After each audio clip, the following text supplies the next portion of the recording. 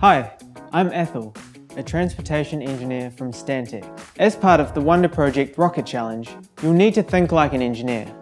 But what does that mean exactly? Engineers are ordinary people, like you and me, right? But it's how they think that makes them special. And today, we're going to learn how to think like them.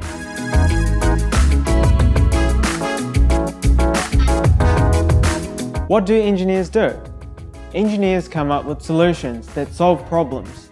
We're talking big problems and small. Picture this, a beautiful town on one side of a river, and on the other side, there's another town.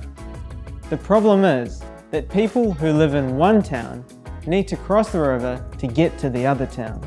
Who can fix this problem? An engineer can. An engineer will come up with the idea of designing a bridge, but that's not all. The bridge has to be really strong, so it can hold people and vehicles. Sounds easy, right? No. When engineers try to find a solution to a problem, they don't just throw around ideas.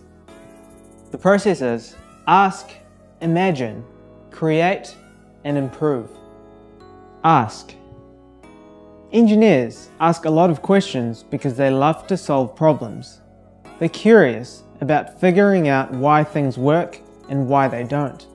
To do this, they'll have to ask a lot of questions like, I wonder what I can do to solve the problem. I wonder how I'll know when I've solved the problem. Don't be afraid to ask questions. Be curious. Be as curious as an engineer. Imagine, after they've asked a bunch of questions, engineers begin to imagine. Engineers have huge imaginations. They're constantly wondering how to make things better for people all around the world. They use their imaginations to come up with heaps of solutions to a problem. An engineer might list these solutions or draw a picture of each idea to help them imagine how it would work. They brainstorm with their crew and then they pick the best idea. Create. After they've wondered and wondered and wondered even more, engineers start to create. They start by creating a prototype of what their idea would look like in real life.